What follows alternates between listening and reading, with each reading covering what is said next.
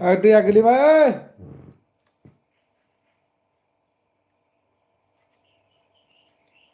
Gimana? Kenapa nah?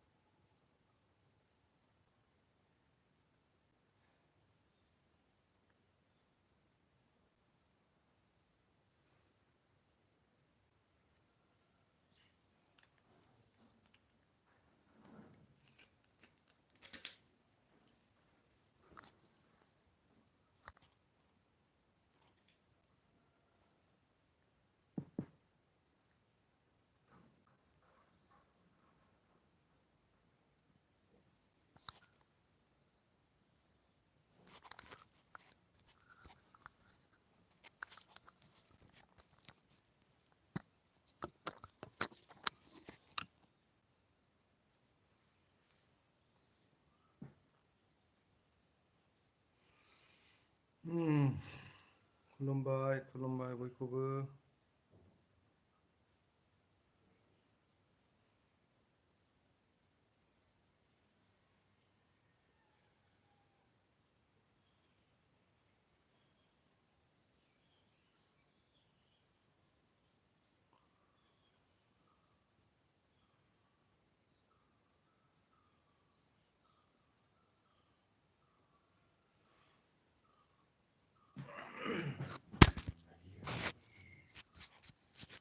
गाज्रि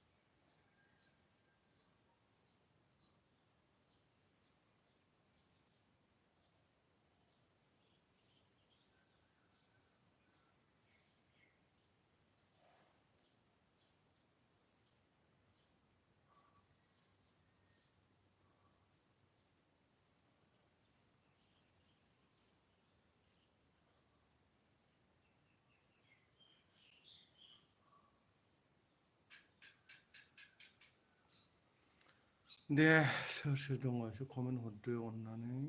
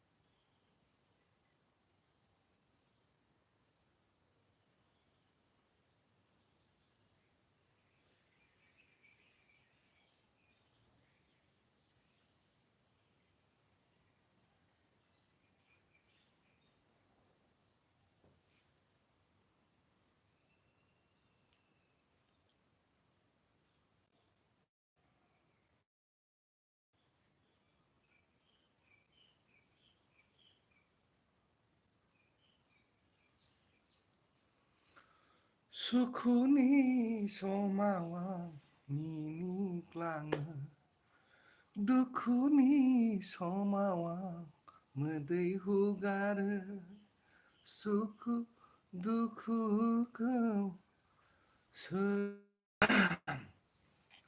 जिउ नों साया माया दान्दिसेनिल' नोंखौ लानानै आं गेलेजाया जिउ नों साया माया दान्दिसेनिल' नोंखौ लानानै आं गेलेजाया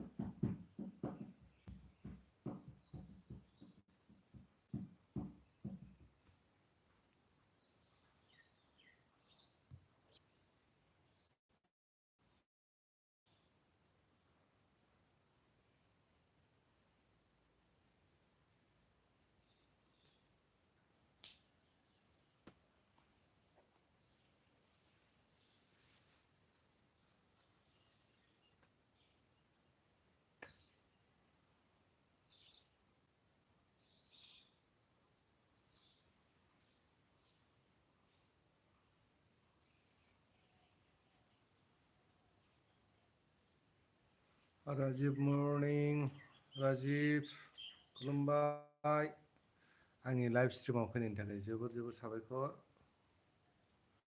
गुड मर्निं फंबाय दसे सम थादो आंजों रायलायफादो बेनिफ्राय नोंहा बेसेबांसो दावखोखो नोंना राजा आदै खुराङा बोरै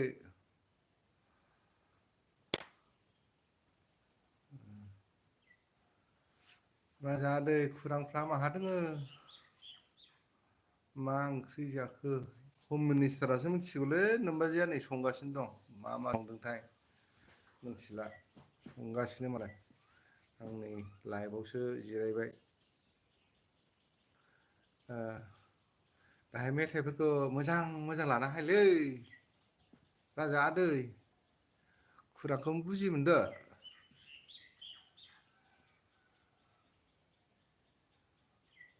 राजा आदै दाहाय मेथाइखौ एकदम मोजांहै लाना हाय आरो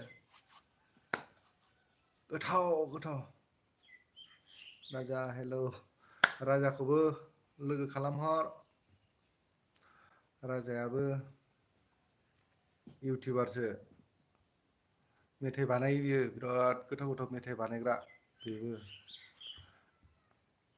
बिराद गोथाव गोथाव मेथाइ बानायो मा नांगौनो रसगल्लानिफ्राय मिस्थिसिम गासिबो बानायो रसगल्ला मिस्थि बेफोरबायदिखौ बानायो बे राजा सापट खालामो राजा नोंखौ नै लोगो खालामनो नामायदो रे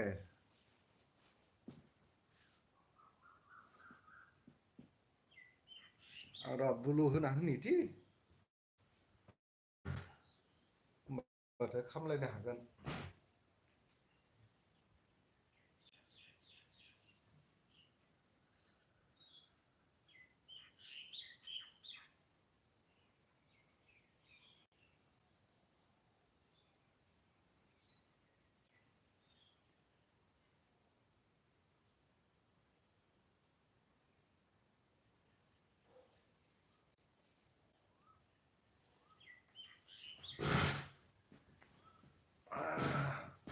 दे खामहरलायदो सानैबो खामनो हासिगोन नोंसोरो संनाया मा मा संखोथाय मिथिया दै रायजोफोरा राजा मा जाखो राजाया मालाय गोथाव गोथाव जायोलै बिराद गोथाव गोथाव जानो हायो होख्लायजोबखायो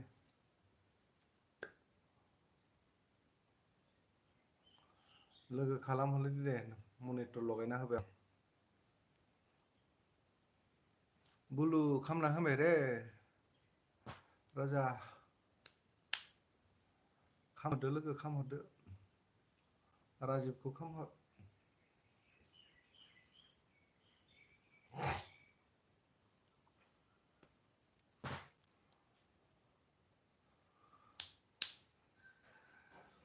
राजा खबर सबरफ्रा माबायसा दोङो खबरा बेदर गोनजासो नामा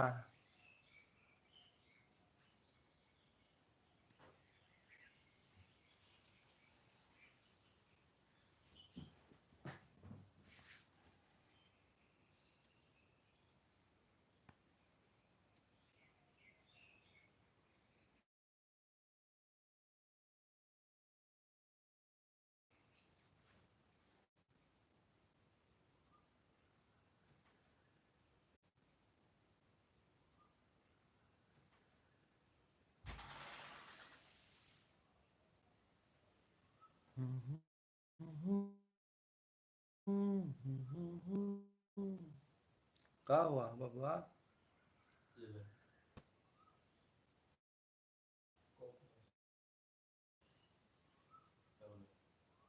राजा प्लिज सेन्ड मी ब्र दा खालामगोनदां खालामनो हागौ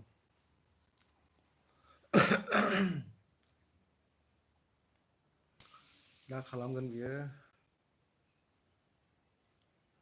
राजिब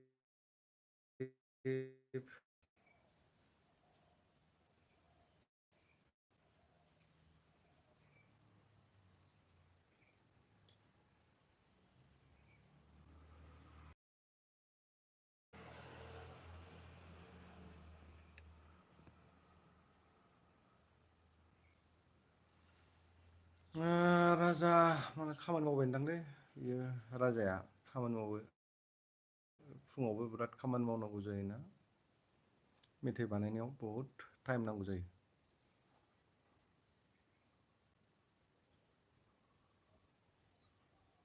दाहाय खोन्थाना होगोन आं अभी नया नया वीडियो अपलोड किया है उसको देखो आदा हाँ ठीक है मैं देखूंगा अब जो वीडियो नया दिया है अपलोड किया है इसको मैं देखूंगा जरूर देखूंगा कुछ नहीं। अभी एलबी ख़त्म होने के बाद आपको मैं ज़रूर देखूँगा। अभी नया वीडियो अपलोड किया है। Meera Brahma good morning. खुलुमबाय सना, आंनि लाइभ स्ट्रिमाव फैनायनि थाखाय जोबोर जोबोर साबायखर आंनि गोसो गोरबोनिफ्राय।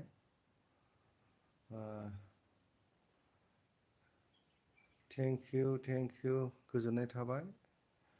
गोजोननाय थाबाय मिरानिसिम आंनि गोसो गोरबोनिफ्राय बिदिनो बोर सारस्रि हर, अब्लासो आंबो एसे मजबुत जानो हागोन। बेखौनो कुक एडिटिं ब्लग नै जोंहा एकदमबारे गोदो गोदायनि लोगो सासे फैबाय जोंहा कुक एडिटिं ब्लगा। बेजोंबो लोगो गैयाबा लोगोखा।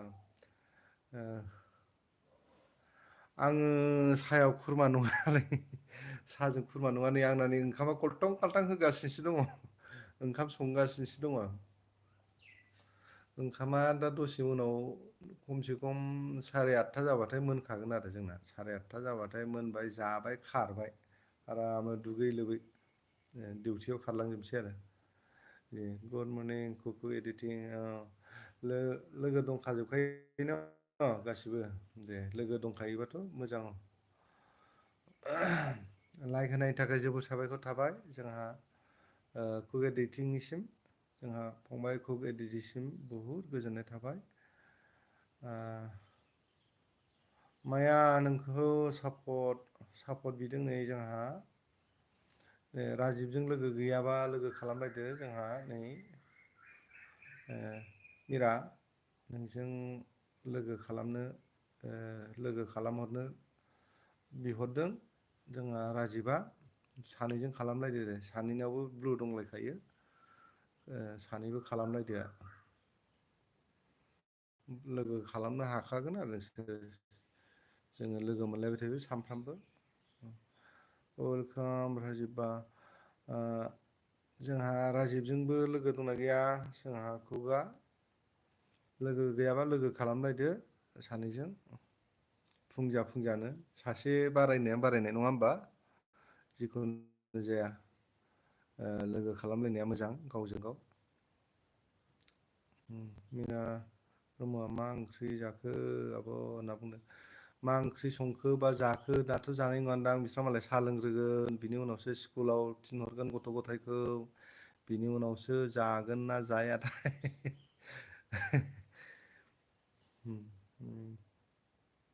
लोगो खालामनो थिनहरबाय दे, सोर सोरजों लोगो दंलायना गैया दे खालामहरलायलायदो दे, जेबो नङा। गासिबो ब्लु दंजोबलायखायो, मनिटर लगायना होजोबखालायनाय, लोगो खालामना लालायबानो जाबाय दे, जेबो टेनसन गैया। सासेखौ सासे थिनलायनांला दे, नोंबो खालामहर। राजिब आगै बेग हरबाय आगै, मोननै कमेन्ट हरना होदों। नै राजायाबो बिहरदों। नै राजाजोंबो लोगो खालामहरदो। नै राजा फैदों जोंना, राजाजोंबो खालामहर। एकदमबारे बयबो खालामहरदो राजाजों। आंजों जाय लोगो जायो बेनो 4 आइडि हरगोन आं। नै जोंहा कुक एडिटिंजोंबो लोगो खामहर राजा आदै, नै जोंहा कुक एडिटिंजों लोगो खामहर, अब्लानो नों 4 आइडि मोनगोन दे।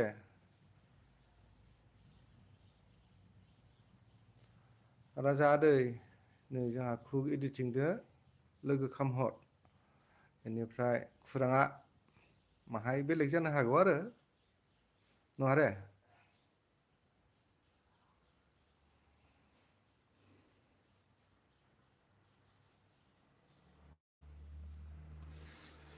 खुराङानो बेदर गोनजासोलै राजि। जाथ'वाखै आगै, दासो ब्रेकफास्ट खालामदों। जाथ'वाखैनो सो खालामो, ओंखाम जानायफ्रानो खालामबायनो। सोरखौ खामहरखो आदै? खुरांखौ माहाय बुंहरदो, सोरखौ लोगो खामहरखो खुराङा?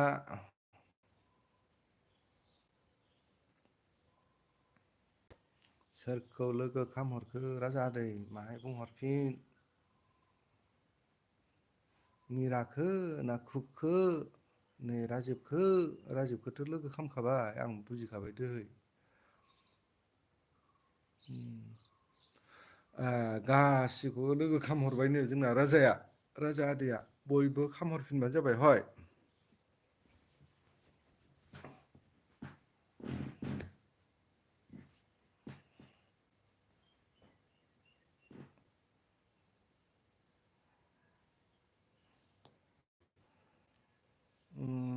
लं भिडिअ लोगो जाहाथे लोगोफोर अब्लासो साब थायो। लं भिडिअफोरखौ नायना होनो मोजां राजा। गोलाव भिडिअफोरखौ माहाय नायना हो अब्लासो थायो रे। जयेन खालामबाय राजा बेक हरबानो जाबाय। लोगो खालामहरबायनो माथो नोंखौबो मिरा माबाया राजाया लोगो खालामबाय होनना बुंदों। राजा आदै नंगौना नङा जोंहा नै मिराखौ नोङो लोगो खालामगोन ना खामाखै? खामबायना खामबाय होनहरदो गासैखौबोल' होनांला रे। खामहरबाय होनना बुंबानो जाबाय।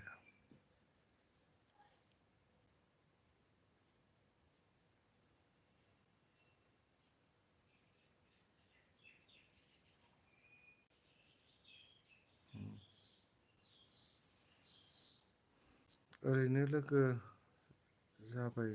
जाबाल' जाया। खमायावबो 3 मिनिटसो नायबानो जाबाय। खालामबाय जोंना नै राजाया खालामबायनो लोगो खालामबाय होनना बुंहरबाय। मीरा ब्रह्म लं वीडियो फॉलोअर्स करके कमेंट्स कर दिया। हिज कमेंट चेक करो अबो राजीव ने बोला है अभी। Meera Brahma long video followers करके कमेंट कर दिया है। हिज कमेंट चेक करो अबो ऐसा बोला है राजीव ने। ठीक है ऐसा दोस्त होना चाहिए। चाचा दोस्त होने से बहुत मज़ा आता है। कोई तो ऐसे सिर्फ कमेंट करके डालता है करता ही नहीं।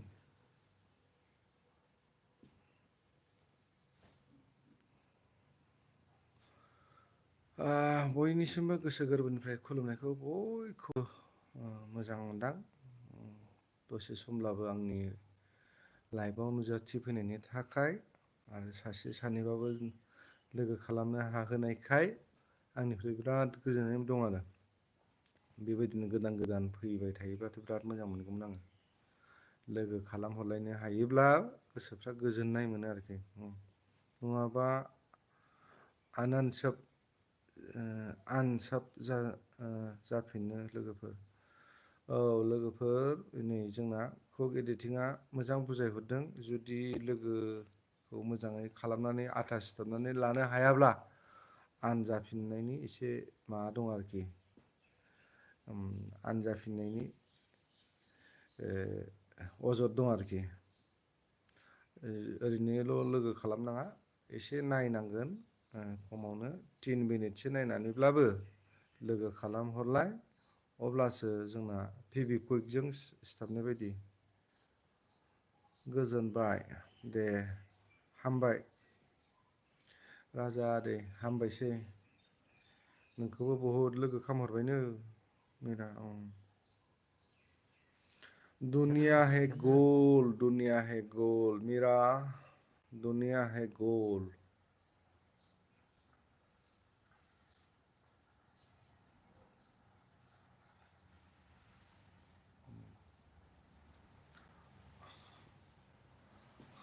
नागिन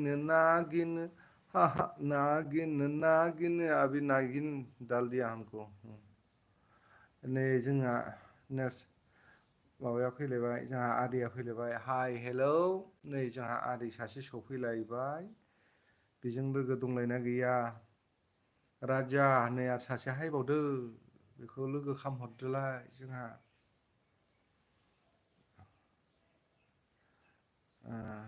गुड मर्निं आदै सेम टु इउ। आंनि गोसो गोरबोनिफ्राय आंनि लाइभ स्ट्रिमाव नुजाथि फैनायनि थाखाय जोबोर साबायखर थाबाय। नै जोंहा नेचार्सजों लोगो गैयाब्ला लोगो खालामदो दे थेंक इउ दसे समबाबो आंनि एलबिआव मदद होफैनायनि थाखाय मिरानिसिम जोबोर जोबोर साबायखर थाबाय थेंक इउ आंनिफ्राय आंनावबो हरनि एलबिआ फैदो लोगोफोर हरनि 9 बाजिनिफ्राय औ नै जोंना कुक एडिटिंआ बुंहरदों हरनि 9टानिफ्राय बियो एलबि होयो बेयाव बयखौबो नै लाइजाम हरदों बे लाइजामनि गेजेरजों फोरमायहरदों जोंना कुक एडिटिंआ 9टायाव दाहाय हरनि 9टायाव बयखौबो नुजाहैनो थाखाय आमंत्रित किया है कुक एडिटिंग ने सो भी इसको मदद कीजिए और सपोर्ट कीजिए नै जोंना राजिबाबो लोगो खालामहरबाय सोरखौ खालामहरदों मिथिना नेचार्सजों लोगो खालामहरबाय आरो बेग हरलायबानो जाबाय जोंना लोगो हरलायबानो जाबाय बयखौबो आङो खावलायनाय थाबाय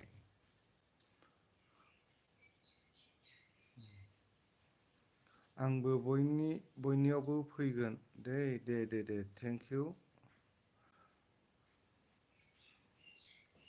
थांगोन अब्लासो बयबो मंजिल तक पहुंचाएगा क्यों नहीं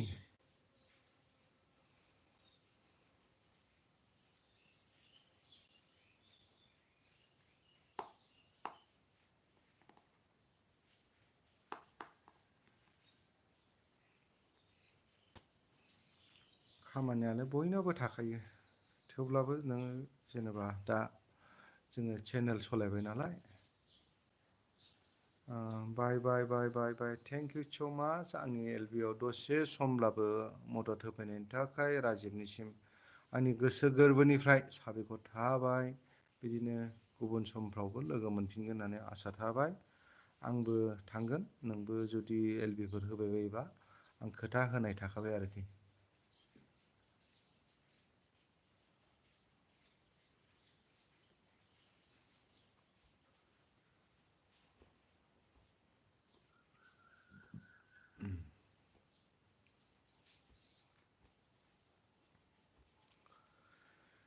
दे बिब्दिब्लालाय बैसागु बोथोरा सफैथोंसै आदा अन दङ आं दुगैनि दे आदै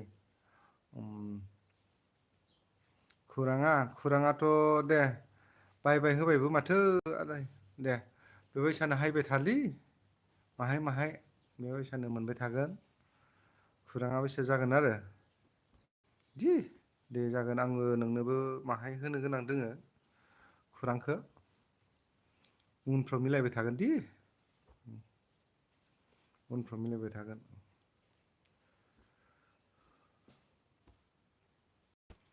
दे बिब्दिब्लालाय बैसागु बोथोरा बायग्रोथोंसै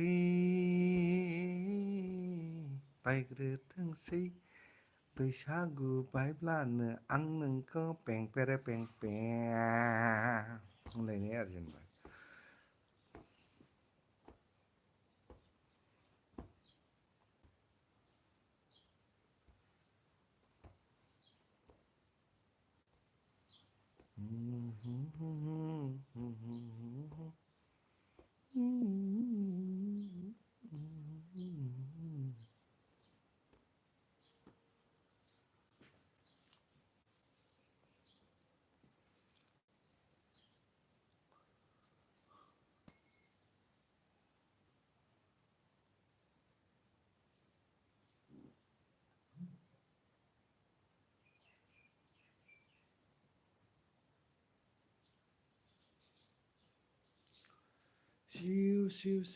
सिउ बार बारदों आगै अख्राङाव जोमै लादों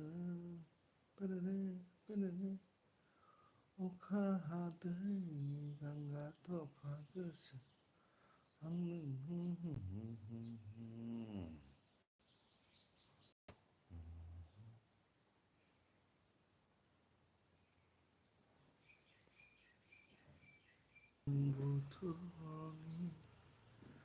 थेंक इउ आं अन दोनबाय थानायनि थाखाय बारा गोबाव गैला आंबो 1 घन्टा जानाय लोगो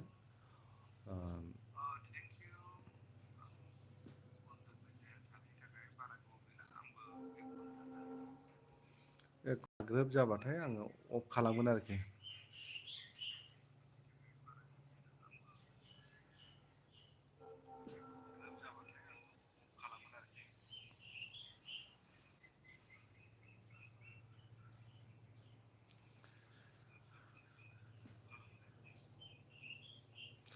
बुरलुंबुथुरनि गुथालजों बुखाजाबाय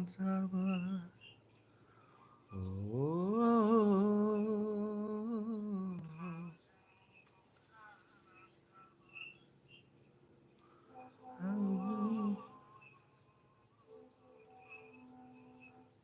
Anjali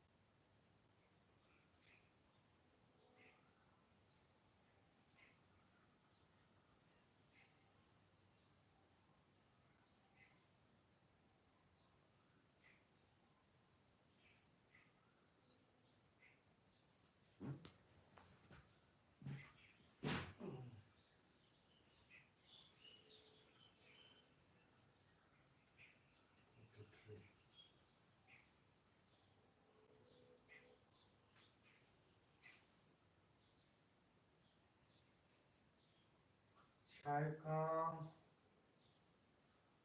good morning, Saikam, Samir Khan, ja, ja, ja,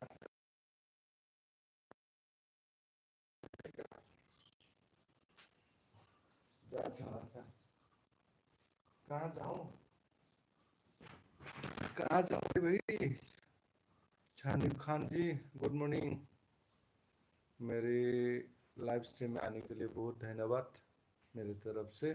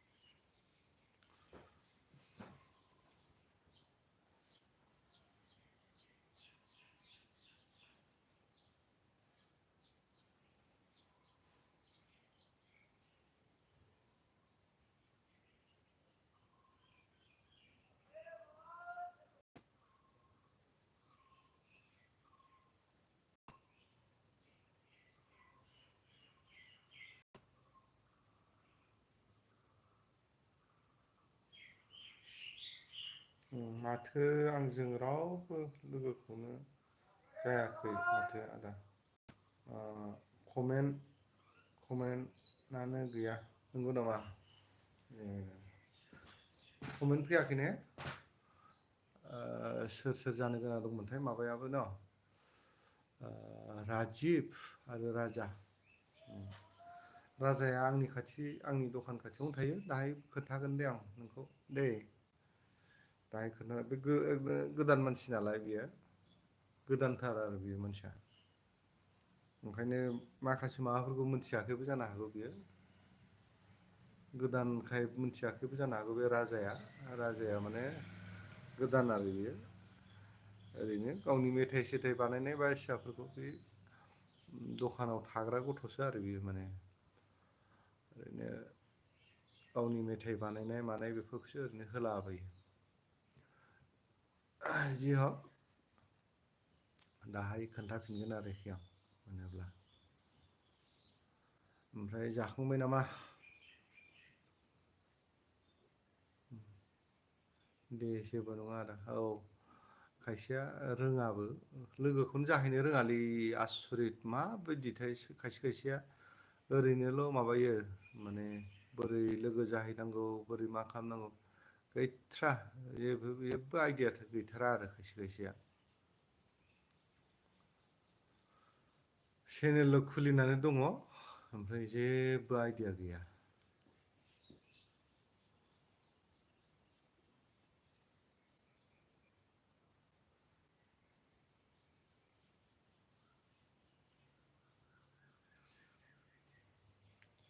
दिनै डिउटि दंना गैया फंबाय नोंहा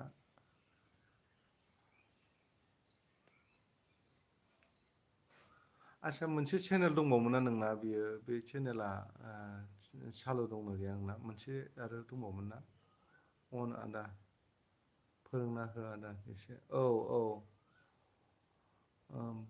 फोरोंनानै होनांगोन फोरोंबासो मिथिगोन नालाय खायसे खायसेखौ नोंना मोनसे चेनेल दंबावोमोन ना बे चेनेला अन दंना गैया बेयो माबाया मा नाममोनलै र' बावलायलायबाय आं नोंनि मोनसे चेनेला मोनसे चेनेल दंबावोमोनथ' नोंहा बे चेनेला माबा एक्टिभ दंना गैला बियो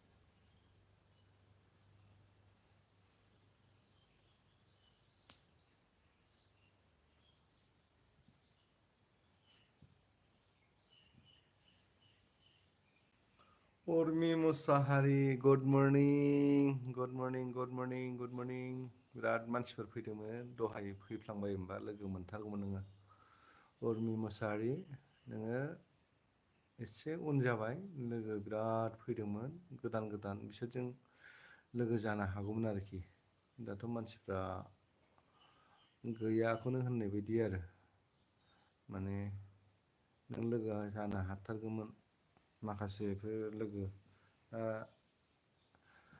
लोगो मोनथारगौमोन आरो आं माने दङमोन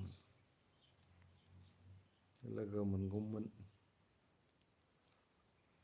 गुड मर्निं थाबाय दसे सम आंनि एलबि आव फैनायनि थाखाय आंनि गोसो गोरबोनिफ्राय साबायखर थाबाय उर्मिनिसिम आरो लोगोसे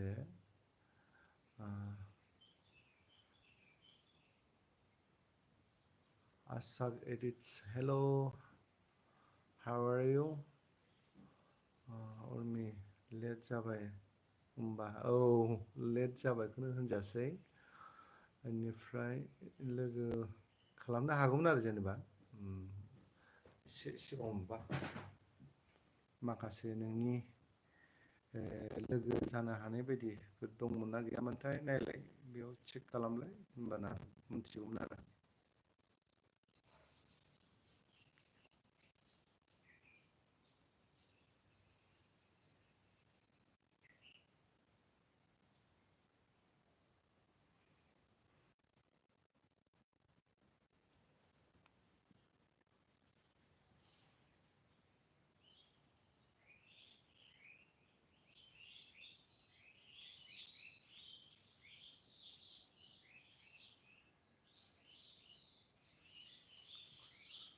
जेबो नङा लेटब्लाबो दसे सम थाथ'दो। ओंखाम ओंख्रि संबायना सङाखै, जाखांबायना जाखाङाखै, आरो मा ओंख्रि जागोन जायाखैबा, फुंनि ब्रेकफास्ट खालामबायना खालामाखै, खालामाखैबा मा खालामगोन, गोलाव कुइसन होबाय आं हले माथ्र' फुङाव दैल' लोंदों, दासिमबो जेबो मोनजाथ'वाखै। फुङावथ' साहा पानि लोंखाथारा आङो, फुङावनो जानोसै बेनिफ्राय ब्लड लांसै आरो डिउटिखौ। आंना बेबायदि साहाजों बारा खुरमा नंथ्रालाय आंहा। साहाया बबे समाव जायो आंना मथा मथि बिदिनो 1टा 2टा बेफोरबायदियाव बिदि लोगोफोरजों गप-सप समफ्राव जायो आरो। लोगोफोरजों दसेफोर लोगो मोनलायलायदोंबा बे समाव जायो आरो। ओमफ्राय ओरैनो फुंफ्राव बहुद खम साहा लोंनाया। लोङाखौनो होनजायो आं फुङाव।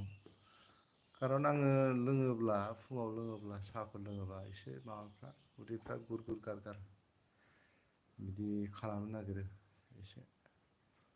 गेस जानो नागिरो, पाम्पिं जानो नागिरो। बेबायदि आरोखि खोथाया। ओंखायनो आङो साहाखौ लोङाखौनो होनजायो आरो।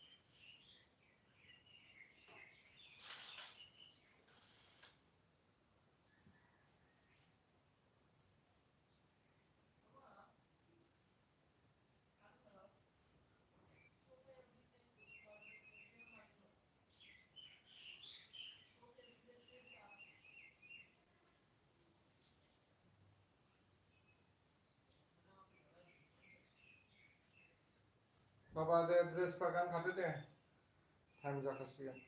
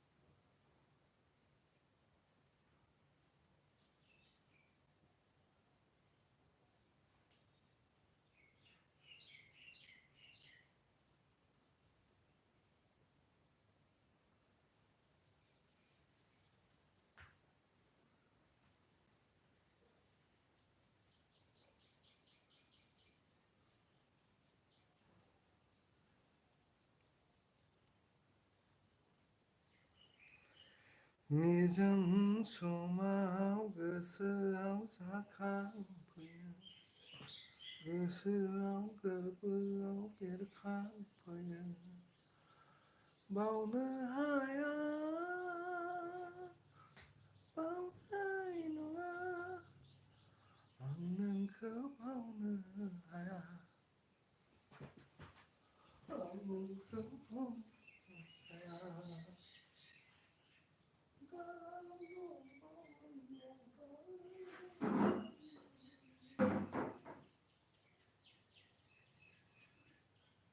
बिबार जानाय मोनबा बाख्रि दंमोन गोसो गोजोन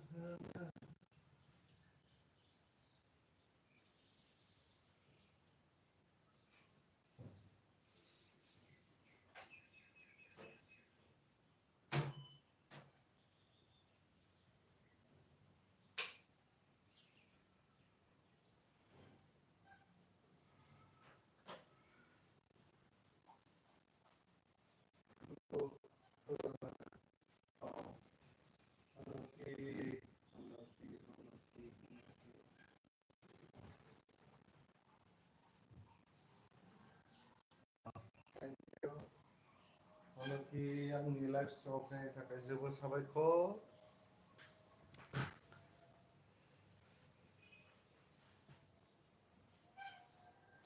लाइक होनायनि थाखाय जोबोद साबायखर थाबाय अन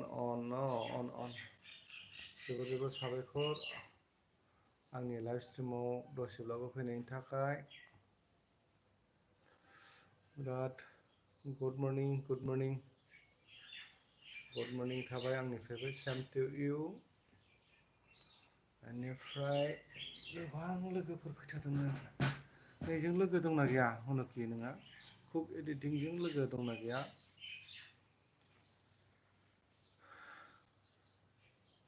लोगो दंना गैया गैयाब्ला खालामनानै लादो नैबे कुक एडिटिंजों गैया दे खालामदो दे खालामथारदो खमावबो 3 मिनिट्स नायनानै 4 मिनिट्स नायनानै लोगो एकदमबारे पुरा मोजाङै थागोन आरो होमबाना अब्ला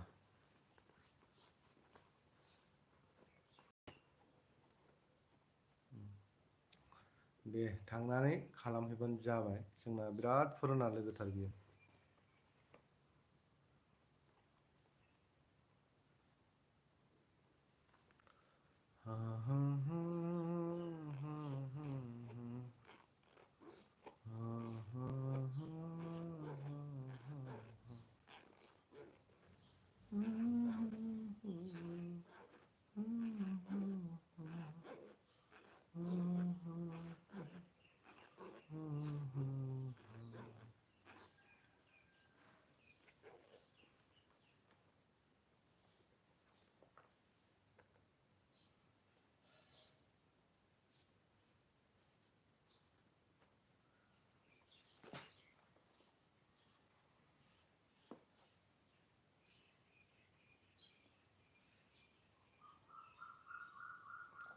आंना नों लोगो जाग्रो भिडिअ नायना लोगो खालामहैनो थांबाय बियो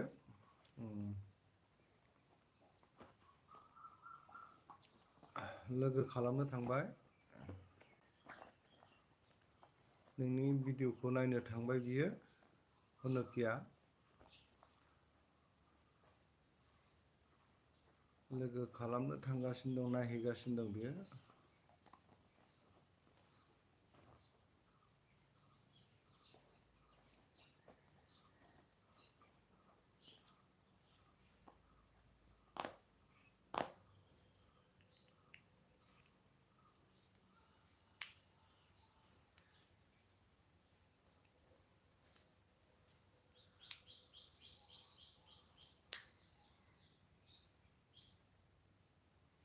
आदा मन' चेनेल चेनेलफोरा लोगो आ,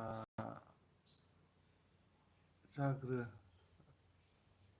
जा जादाग्रोदो दे बै जायिया फोरखौसो जाहोग्रो। अ औ नंगौथ' आरो नङाबा प्रब्लेम जायो आरो औ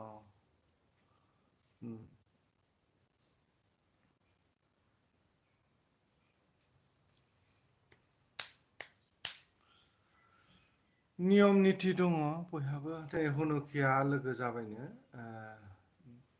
हनुकि नोङो बिनिफ्राय मोनब्रै मोनबासो आइडि मोनबावसिगोन नोङो दै नोंनिफ्राय माया नोंनो मोनब्रै मोनबासो आइडि हरगोन बियो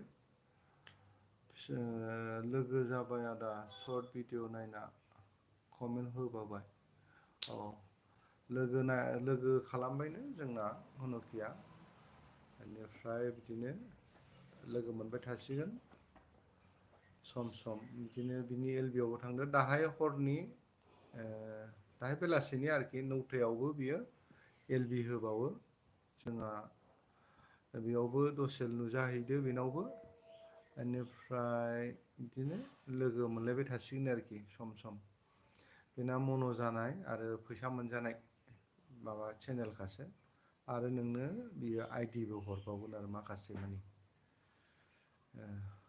बुंखानाय थाखाबाय बेनो जोंना हनुकिनो आइडि होना होबानो जाबाय 1K खालामनो हायाखै दासिमबो बियो खाना हो गया चलो चलो चलो चलो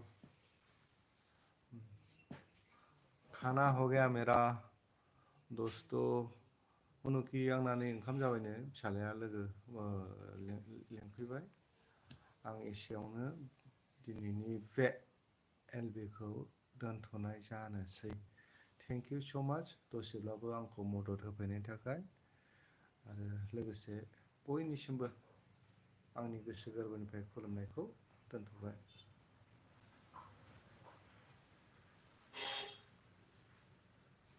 थेंक इउ